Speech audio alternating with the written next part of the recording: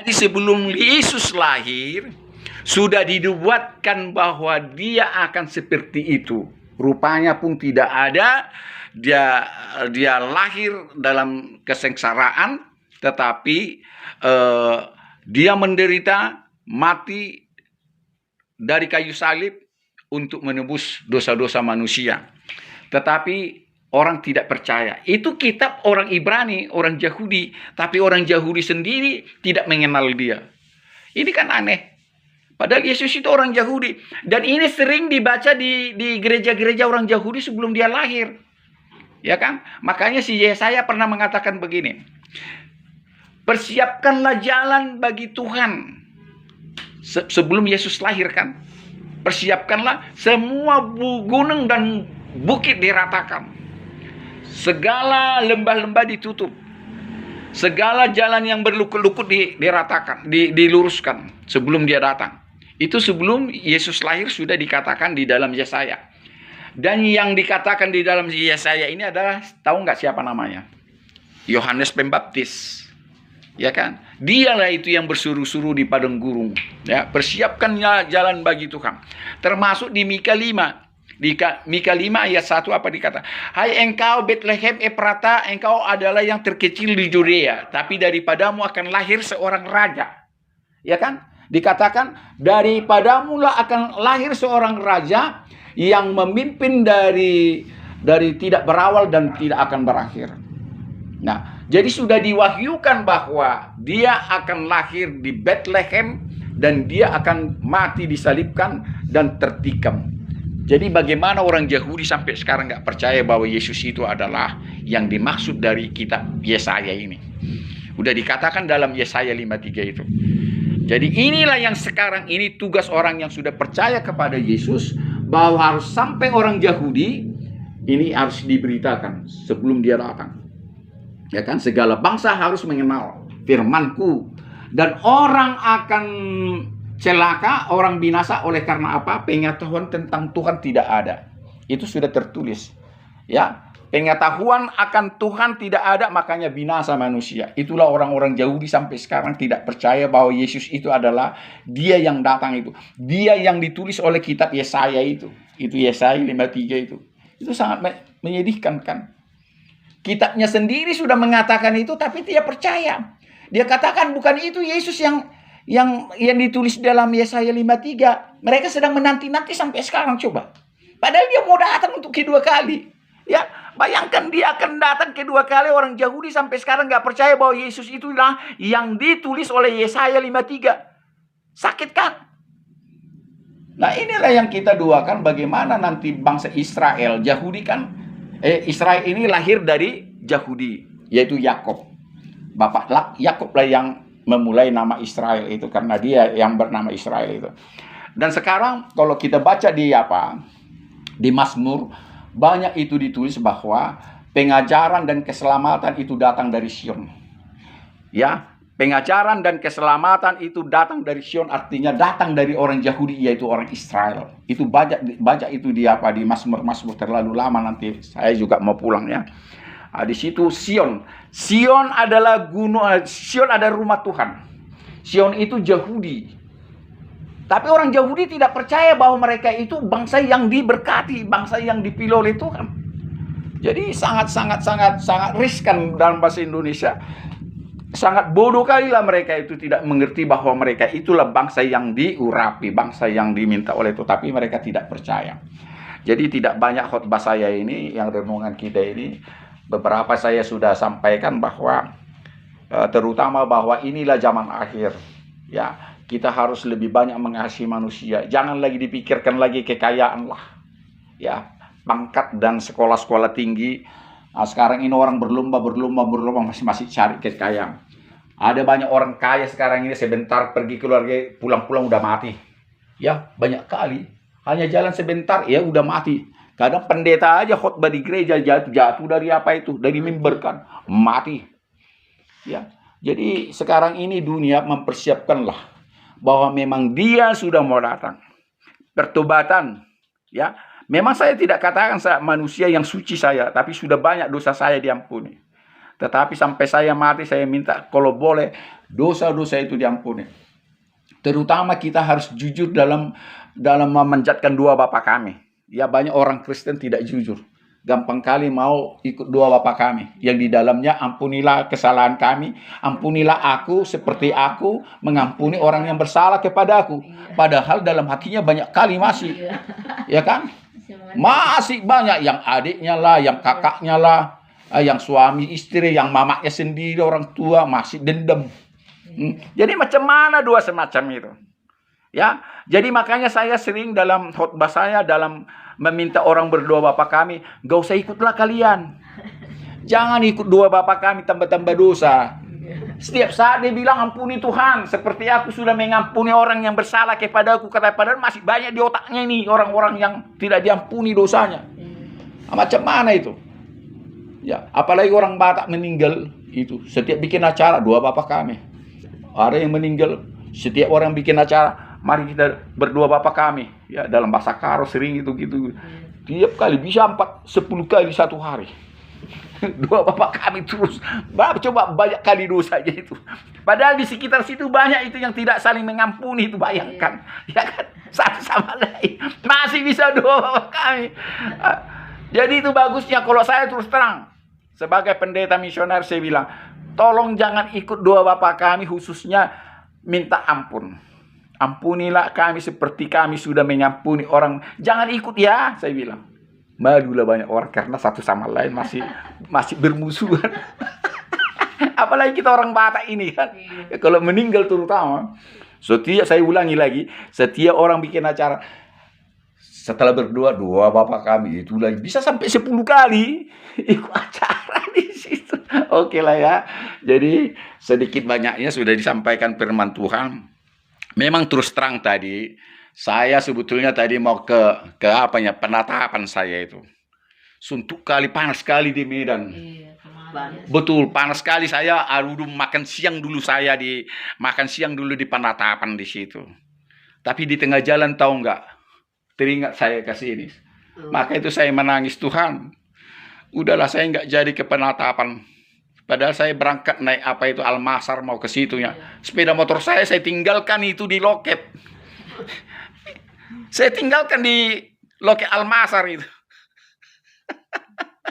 Terus saya ingat ke sini saya di tengah jalan saya menangis, Tuhan, ngapain saya ke situ? Walaupun banyak pikiran saya kalau sudah melayani hilang pikiran-pikiran atau capek saya. Ya, terus makanya saya bikin di viral. Saya dirubah mindset saya yang tadinya saya mau santai-santai di penapatan mau makan siang. Tak taunya saya dipanggil ke sini. Makan siang saya itu lapet tadi lah ini makan siang saya.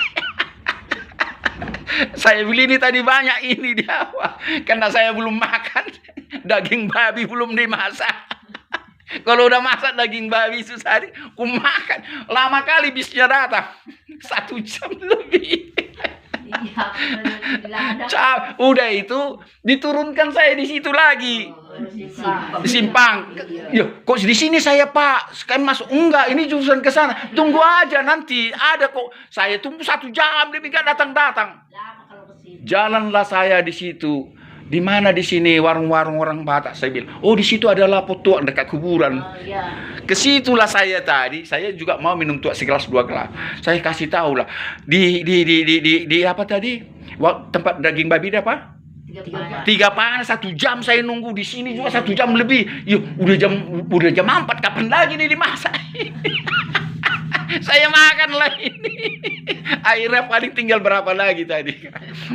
Itulah kalau Tuhan sudah merubah jalan saya tidak bisa melawan. Jadi saya teringat sama si Yunus. Ya, si Yunus disuruh ke Niniwe, lari dia dimakan ikan paus. Jadi saya tidak bisa menolak, menangis saya tadi di mobil itu. Ya terima kasih Tuhan, rupanya kalau saya banyak persoalan banyak ini, mendingan saya tetap melayani. Itu jumpa Pak Pendeta lagi mandi tadi ini, Pak Pendetanya nih. Pak Pendeta apa namanya Pak? Ya, Pak Sentosa. Pak Sentosa Ginting. Saya lagi mandi di Pancuran tadi. Ya enak kali jumpa. Ya, jadi terjadilah ibadah di sini di keluarga seorang Nandi sudah janda sudah lama ini dia baru setepu. Opung siapa namanya? Opung Juli. Opung Juli. Cantik kan baru setepu. Ini cucunya. Siapa namanya? Mutiara. Baru sini juga. Ini Maria baru girsang. Ya, Nyonya Teh Barus. Barus. Mami. Berginting. Bedanya Mama ini. Iya, Eda.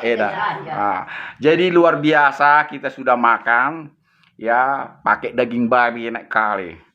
Ya, sebelum Yesus datang diharamkan itu. Ya, daging babi tidak boleh, ikan lele tidak boleh, ya, bahkan ular tidak boleh. Sekarang daging ular enak kali. Enak tambul di mana-mana itu kesehatan. Daging anjing pun enak ya, karena yang haram itu bukan dari masuk ke mulut tapi yang keluar ini ya. Itu memang kami taat dengan hukum Taurat ya, jadi Alkitab tidak pernah dirubah ya, tidak ada itu, cuma disempurnakan karena yang kudus itu adalah yang keluar dari mulut, bukan yang masuk ini akan keluar ke belakang ya. Jadi itulah iman Kristen sekarang ini kita yakini ya. Kita berdua ya, udah jam 7 ya, kita bisa berdua ya. Ya. Tunggu dulu. Biar berdua sekalian Ya. itu. Adik abang. Oh ya. Ya. Tadi 12 kutuk sudah saya sampaikan ya, yaitu Ulangan 27 ayat dari berapa tadi? 15 ya. Ya, ada 12 kutuk. Dan kalau sudah dikutuk manusia itulah Ulangan 28. Tahu nggak? 28 kutuk di Ulangan 28. Ya, luar biasa. Yang paling menyakitkan salah satu begini. Ini masih remaja-remaja ini. Ya. Nanti kalian dinikahi suamimu tetapi yang perawani orang lain. Ngeri nggak? Ngerti kan? Itulah suami yang kena kutuk. Ya, itu salah satu yang ngeri. Terus kalian petani kan? Iya. Ayo, lagi kita berdoa. Ayo silakan. Ini dia suaminya ganteng sekali. Yang punya banyak uang dari hasil ladang. Akan doakan. Mari kita sama-sama. Ini sudah terakhir. Yuk silakan. Berdoa terakhir ya. Kebetulan sudah jam 7. Kita tunggu-tunggu dari tadi. Ini suaminya ya. Suami daripada Maria Girsang. Ini anak-anaknya cantik-cantik. Tadi sudah banyak kita bicara firman Tuhan. Jadi saya bilang tadi ada 12 kutuk ya. Ya. Kalau sudah kena kutuk itulah Ulangan 28. Terus saya bilang, ini kebetulan ada wanita-wanita cantik. Kalau sudah dikutuk laki-laki, dia menikahi perempuan yang duluan tidur dengan istrinya orang lain. Ngeri kan? Itu ngeri. Terus petani, kalian petani kan? Kalian tanam, yang makan duluan orang lain. Kalau kalian kena kutuk. Nah, kalian bangun rumah, janganlah dulu ini rumah lama. Anggaplah ini rumah baru. Kalau kalian bangun rumah nanti, bukan kalian yang tinggal. Orang lain dikasih Tuhan. Ngeri kan? Itulah orang terkutuk. Dan banyak jumlahnya itu 28 kutuk di Ulangan 28. Nanti ada bahasa karonya itu enak kali kalau saya dengar walaupun saya nggak ngerti kalau bahasa karo itu. Ya kan? Itu tadi kita buka juga bahasa karo. Bahasa karo ada bahasa Indonesia. Ya, jadi enak. Kami sudah makan dan minum. Adat Yahudi sampai sekarang kalau orang sudah makan di rumahnya itu tamu yang istimewa. Jadi saya dari dulu tamu istimewa kemari minimal ada 5 kali makan di rumah ini. Inilah rumah yang saya nyaman ini walaupun 1 jam 2 jam saya ini. Ini nama desanya Bulan Jahe kawan. 3 panah Kaban Jahe. Jadi saya ulangi, tadi sebetulnya saya dari Medan mau makan siang di Penatapan. Terus saya ingat nandiku ini. Udah lama 3 tahun berdosa saya. Enak kali kau makan kau di Penatapan. Tinggal sejengkal lagi ke Bulan Jahe. Lanjutlah saya ke Bulan Jahe. Jumpalah ini saudara-saudaraku. Ya, yang ganteng, yang cantik, terutama baru setepu, luar biasa. Yang dulu di Silimakuta. Iya. Kalau cowoknya di Silimakuta, Iya. ya.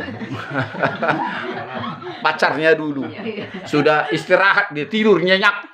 Ya, ya sudah lama ya, udah belasan tahun. Ya, udah belasan tahun.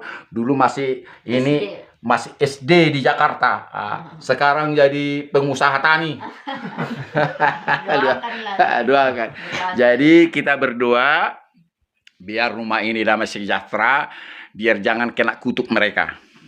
Terutama saya bilang tadi, kalau kita berdoa Bapa kami, jangan coba-coba katakan, ampunilah dosa kami seperti kami sudah mengampuni orang yang bersalah kepada kami. Jangan ya kawan ya, jangan ya. Tambah-tambah dosa. Orang Batak nanti kalau ada yang meninggal bisa 10 kali memanjatkan doa Bapa kami. Diulang-ulangi. Padahal itu musuhnya ada di situ. Ada musuhnya di situ, belum diampuni dosanya, sama-sama doa Bapa kami. Kalau bahasa Karo nanti ya, kita nanti berdoa Bapa kami ya, bahasa Karo ya, bisa kan? Tapi kan bilang masih belum mengampuni. Oh belum, masih ada rumah.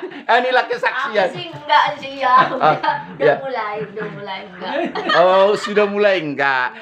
Kalau belum diampuni, jangan kalimat itu dibilang.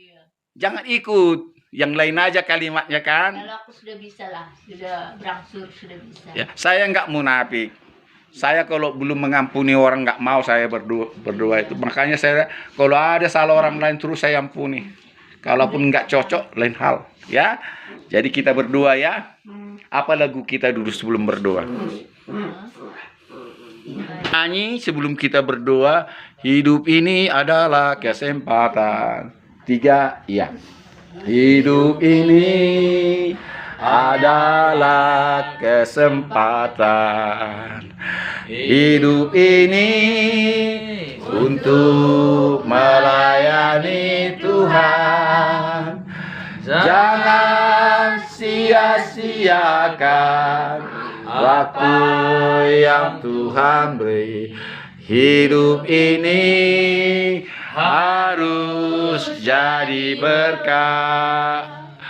Oh Tuhan, pakailah hidupku selagi aku masih kuat. Bila saatnya nanti ku tak berdaya lagi, hidup ini sudah jadi berkah.